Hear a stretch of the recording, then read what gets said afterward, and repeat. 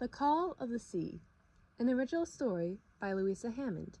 Read for you by Louisa Hammond. Chapter 1.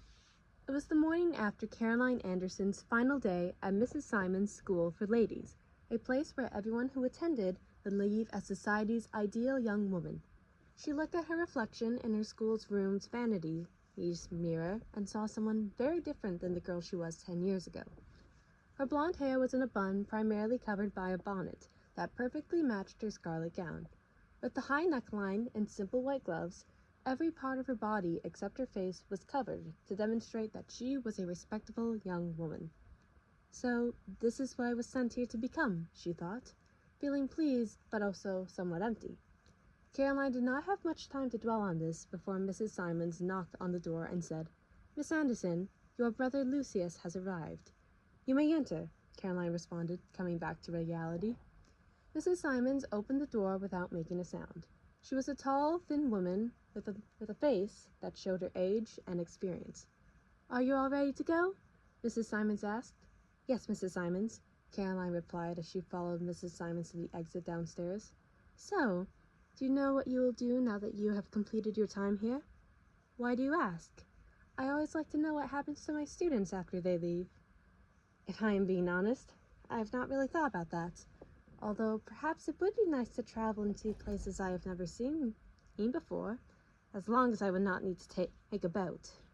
"Well, I wish you the best, Miss Anderson," Mrs. Simons said with a genuine smile before Caroline left the school.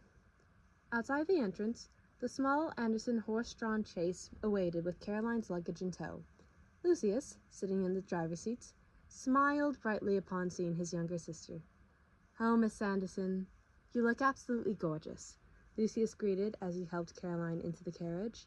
"Oh my! I did not know that finishing school made me someone who was not allowed to be referred to by my first name, even by my own brother," Caroline said, surprised. "I'm simply playing with you, Caroline, as you will always be my younger sister, no matter what happens." The final departure from Mrs. Simon's School for Ladies began, and Caroline was prepared to return home. However, much to her surprise, when the chaise arrived at Alfred Street, Lucius went left instead of the usual right. "Lucius, what's going on? I thought we had to take a right to go home," Caroline asked. "We are not going home yet.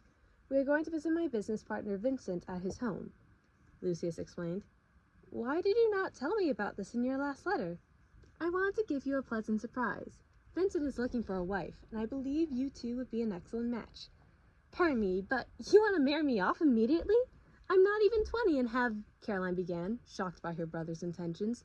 "Caroline," Lucius interrupted, "Vincent and I have known each other for years, and he comes from a respectable family.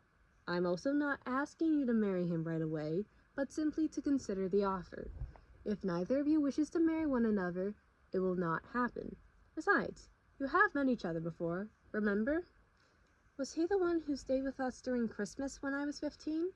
Caroline asked after silently reflecting on old memories. "Yes, he was. I remember a little about him. He decided to stay with us as he did not want to be alone during his first Christmas without his mother." "And did he treat you well?" "From what I remember, yes." "So you would be willing to meet him again for our sake?" "Yes, Lucius," Caroline said hesitantly. "Thank you. If the rest of the ride goes smoothly, we should be at Burton Estate around 2, Lucius replied. As the ride continued, Caroline remained quiet. "I certainly did not expect this to happen so soon, but I also know that Lucius has always wanted what is best for me, and from the sounds of it, at least he is not marrying me to someone who we barely know and is old enough to be my father," she thought. When the Andersons finally arrived at Burton Estate, Caroline's eyes widened with awe. The estate was 4 stories tall, featured dozens of windows and balconies, and was one of the most elegant homes she had ever seen. "How did the Burton family come to afford such a place?" Caroline asked once Lucius had stopped the chaise. "Vincent's father was a lord before he died. Despite his background, Vincent insisted that he wanted to work for me as a secretary at the law firm," Lucius explained. "How fascinating," Caroline stated as Lucius helped her out of the chaise. The two then walked up the stairs to the front door of the Burton estate. "This is it, then. This may be the place where I will live," Caroline thought as she rang the doorbell. A woman around Lucius's age opened the door. She had dark brown hair tied in braids pinned around her head and light hazel eyes that showed minimal expression. She wore a simple white apron over a black dress. Miss Danvers, it is lovely to see you. Is Vincent home? Lucius greeted politely. Yes, please come in, the woman replied. She walked to one of the staircases to call for Vincent as Caroline and Lucius made their way into the house, which was just as elegant as the exterior. I will be there in a moment, Jessica. Put on the water for tea, please, a male voice replied from upstairs. A moment later, a well-dressed young man with short brown hair and dark brown eyes appeared from the top of the stairs. Ah, Lucius, I'm so happy to see you again, Vincent exclaimed as he walked down the stairs. Yes, indeed, and thank you for the invitation, Lucius replied. And this must be your sister, Vincent said as his head turned to look at Caroline. Yes, sir, Caroline replied. It is a pleasure to finally meet you again. I must ask that you call me by my first name, Vincent requested before kissing Caroline's gloved hand. Thank you. Would you two care to join me in the library? There's a library here? Caroline asked, her eyes widening. There is, and I take the look on your face as a yes, Vincent answered. Vincent then led Caroline and Lucius to a door down the left hallway. He opened the door to reveal a room where 3 of the 4 walls were covered with bookshelves full of elegant books that varied in age. This is amazing! How long did it take you to collect all of these? Caroline asked. Many of these were bought by my ancestors before I was born. I have also collected my fair share, but not as much as I wish I could over the last few years, Vincent replied. Oh, Vincent, you are brilliant, Lucius complimented, clearly impressed with the room. Caroline walked over to one of the bookshelves to examine the titles, which showed a notable variety in genres, with both fiction and non-fiction present. Do you have any favorites? Caroline asked Vincent. I have plenty. Would you care to hear one? Vincent offered as he pulled a book off a shelf. That would be lovely. Caroline sat down on the emerald green couch while Vincent sat across from her with the book in his hands.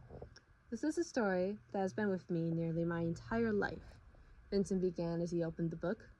About 100 years ago, a poor young man named Bartholomew lived a simple yet incredibly wonderful life and was preparing to marry Hildegard, the love of his life. However, on the other side of town, there was a rich man called Cornelius, who lived in a grand house by the sea and also wanted to marry Hildegard. The couple was invited to stay at Cornelius's house for the night, unaware that it would be their final night together. Late at night, when the moon was high in the sky, Bartholomew heard an angelic voice calling out to him and went down to the ocean to find a beautiful mermaid, and no one ever saw him again. What about Hildegard? Did she ever wonder what happened to Bartholomew? Caroline asked, clearly not enjoying the story. No. Cornelius gave her a magical pearl ring that erased all of her memories of Bartholomew, and soon after, the two were married. What makes this one of your favorites? I've always been fond of the setting, and along with many other stories that I've read, the concept of mermaids has kept me fascinated for years. Personally, I'm not fond of the sea and would be perfectly happy if I never met a mermaid. Why is that? Ever since our parents died at sea when Caroline was young, she has refused to go anywhere near it, Lucius explained. Oh my goodness. I apologize profusely, Caroline. Please know that I would never do anything to offend or upset you, Vincent said quickly, his eyes full of regret. It is fine, Vincent. I forgive you, Caroline replied. Vincent, I finished making the tea, Jessica announced as she entered the library with a tray containing a teapot and cups. Thank you, Jessica. You may set that down on the table, Vincent told her. So, Miss Anderson, tell me about yourself, Jessica requested as she put the tea tray on the table next to the couch where Caroline was sitting. Well, I spent the last 10 years as a student at Mrs. Simon's School for Ladies, Caroline began. I started less than a month after my parents died and only came home for Christmas and summer, she thought to herself as she took a sip of tea. What else? Jessica asked.